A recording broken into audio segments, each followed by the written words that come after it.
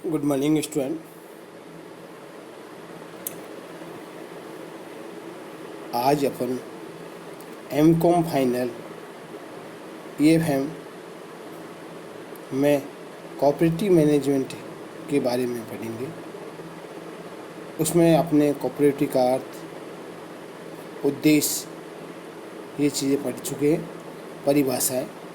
उसी में आगे लगातार बढ़ते हुए सहकारिता की इम्पोर्टेंस, सहकारिता का महत्व के बारे में अपन पढ़ेंगे। आधुनिक युग में सहकारिता के महत्व को निम्न कुछ बिंदुओं से देखा जा सकता है। पहला है सर्वांगीण विकास। सहकारिता मानव जीवन के किसी एक पहलू को नहीं वरन संपूर्ण पहलुओं को दृष्टिगत रखती है। सर्वांगीण विकास के अंतर्गत आर्थिक, सामाजिक, राजनीतिक, नैतिक व धार्मिक पहलुओं को शामिल किया जाता है। सहकारिता व्यक्ति की आर्थिक स्थिति सुदृढ़ करती है, परस्पर सहयोग व भाईचारे की भावना का विकास करती है, व्यक्ति में राजनीतिक चेतना जागृत करती है, किसी धर्म विशेष के प्रति लगाव नहीं रखती, यानी धार्मिक तटस्थता का पाठ सिखाती है, उत्पादक व उपभोक्ताओं के हितों में समन्वय स्थापित करती है। इस आधार पर हम कह सकते हैं सहकारिता व्यक्ति का सर्वांगीण विकास करती है। सेकेंड पॉइंट है आर्थिक सत्ता के केंद्रीकरण पर रोक। सहकारिता आर्थिक सत्ताओं के केंद्रीकरण पर भी रोक लगाती है। इसके अंतर्गत साम्यवाद की तरह क्रांति लाकर आर्थिक सत्ता के केंद्रीकरण का तत्काल अंत किया जाता है, वरन शांतिपूर्वक आंदोलन द्वारा आर्थिक दृष्टि से निर्भर वर्ग को ऊंचा उठाया जाता है। इसमें शोषित वर्ग संगठित होकर शोषक वर्ग के भय से मुक्त हो जाता है। इस प्रकार यह आर्थिक साधनों के समान वितरण में सहयोग देती है। न्यायपूर्ण वितरण। वर्तमान युग में सहकारिता की एक ऐसी आर्थिक प्रणाली है जो न्यायपूर्ण वितरण पर जोर देती है। सहकारिता का मुख्य उद्देश्य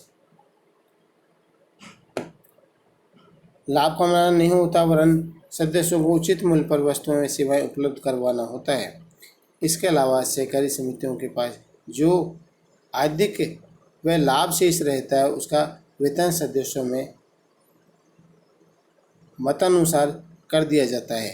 इसके विपरीत पूंजीवाद में पूंजीपति लाभ हड़प जाता है व साम्यवाद में सत्ताधारी वर्ग। वास्तव में सहकारिता ही वितरण में न्याय पर जोर देती है।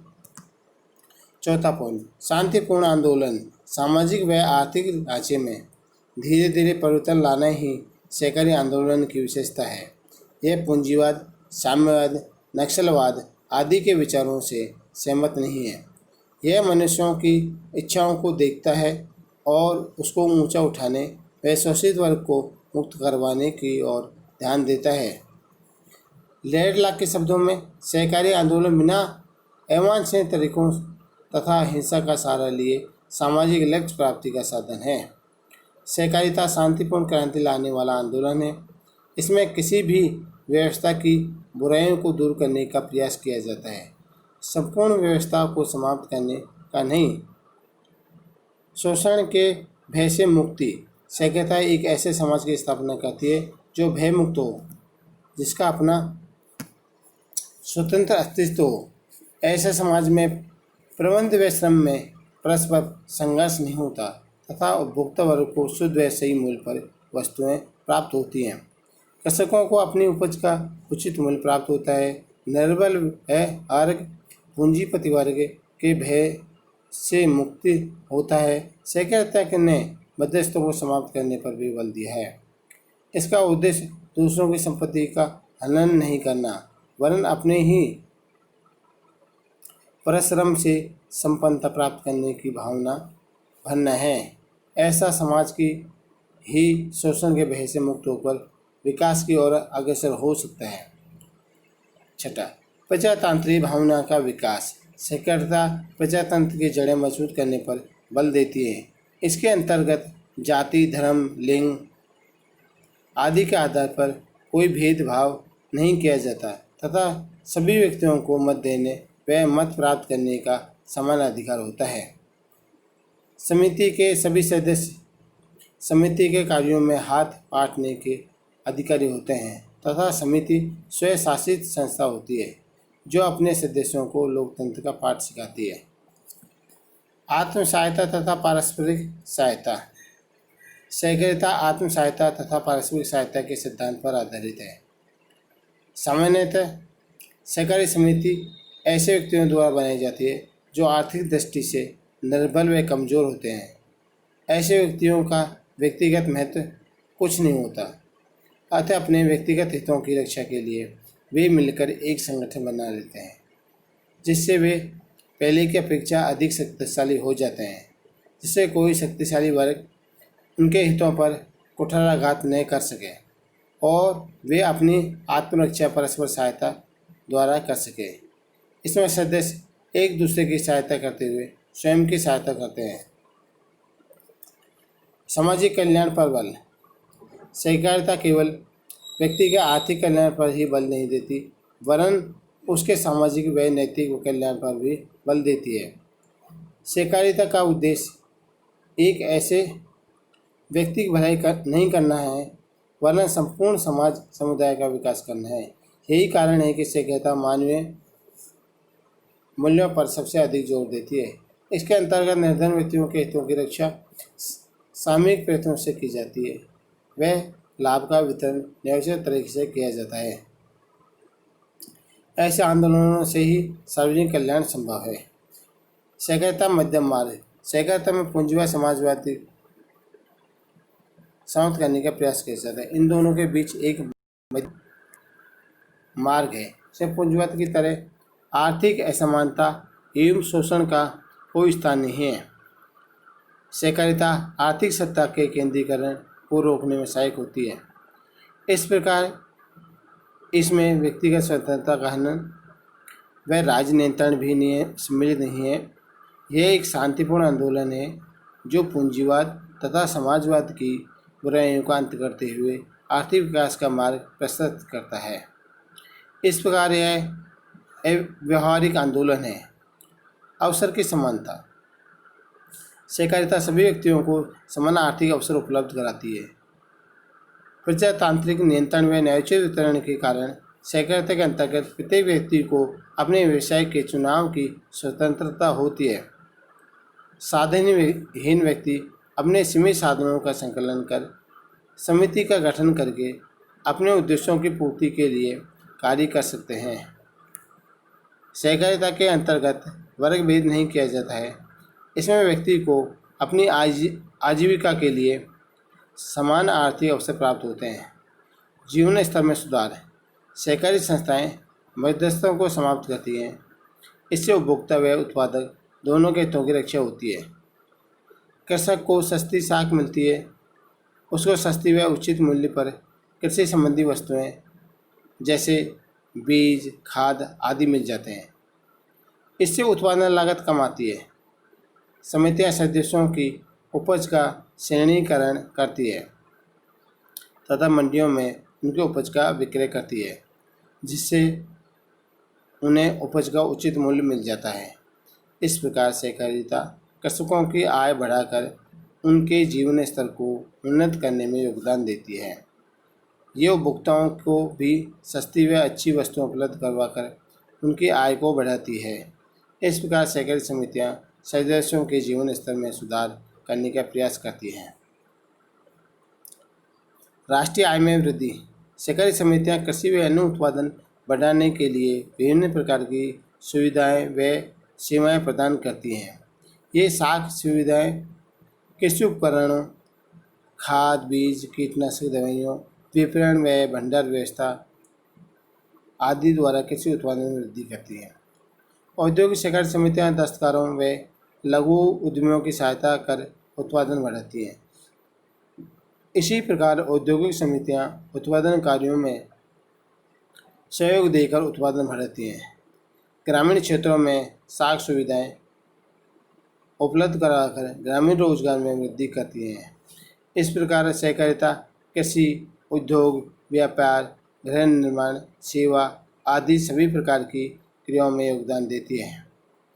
इससे राष्ट्रीय उत्पादन व राष्ट्रीय आय में वृद्धि होती है। इससे देश के आर्थिक विकास में योगदान मिलता है। आर्थिक नियोजन की सफलता। आर्थिक नियोजन को सफल बनाने में सहकारिता का महत्वपूर्ण योगदान रहा है। सरकार सहकारी समितियों के माध्यम से अपनी योजनाएं गांवों तक पहुंचाने में सफल रही है। सहकारिता के माध्यम से ग्रामीण जनता को आर्थिक नियोजन की जानकारी दी जाती है, वह जन सहयोग प्राप्त किया जाता है। भारत में विभिन्न पंचवर्षीय योजनाओं में सहकारिता को पर्याप्त महत्व दिया जाया है। इन योजनाओं में ग्रामीण विकास के लिए सहकारी संस्थाओं का योगदान प्राप्त करने का वो बात कही गई है। विभिन्न क्षेत्रों में सहकारिता के विकास के लिए अलग अलग वित्तीय व्यवस्था की जाती है। अंतर्राष्ट्रीय सहयोग एवं शांति। सहकारिता अंतर्राष्ट्रीय शांति, सहयोग व समन्वय स्थापित करने में महत्वपूर्ण भूमिका निभा सकती है। सहकारी आंदोलन विश्वव्यापी आंदोलन है। इसे एक देश के सीमाओं तक सीमित रखना असंभव है। सहकारिता की विचारधारा ने विश्व बंधुत्व, शांति व सहयोग का पाठ पढ़ाया है। इसने अंतर्राष्ट्रीय स्तर पर सहयोग व साथ मिलकर कार्य करने की भावना को प्रोत्साहित किया है। आज पूरा विश्व आपसी द्वेष, मनमुटाव, संघर्ष व युद्ध की ज्वालाओं में जल रहा है। सहकारिता की भावनाएं ही इन कठिनाइयों से छुटकारा दिला सकती हैं। सहकारिता के संपूर्ण विश्व में संघर्ष व प्रतिस्पर्धा को समाप्त कर भाईचारे व साथ साथ रहने की भावना विकास करती है। रोजगार में वृद्धि। सहकारिता एक आर्थिक आंदोलन है। सहकारिता ने कृषि, उद्योग व व्यापार की वृद्धि व उनके उन्नति। सहकारिता एक आर्थिक आंदोलन है में महत्वपूर्ण योगदान दिया उन्नति में महत्वपूर्ण योगदान दिया है। सहकारिता ने अनेक क्षेत्रों में रोजगार के अवसर बढ़ाए हैं। स्वयं सहकारी संगठनों में लाखों व्यक्तियों को रोजगार मिला हुआ है। सहकारी समितियां ग्रामीण बचतों को प्रोत्साहित कर इकट्ठा करती हैं।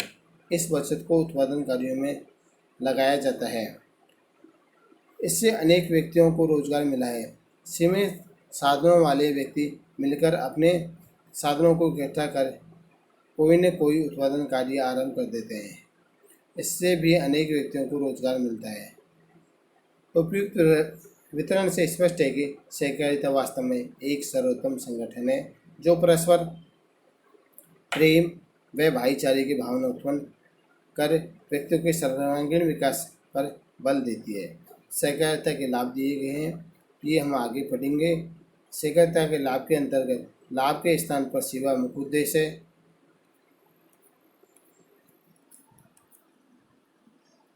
न्यायपूर्ण वितरण है। दोहरा लाभ, शोषण से मुक्ति होनी चाहिए। एकाधिकार का अंत है। मांग व पूर्ति में समन्वय, सस्ती साख प्रदान करना, कृषि का विकास, श्रमिकों व मालिकों में महत्वपूर्ण संबंध,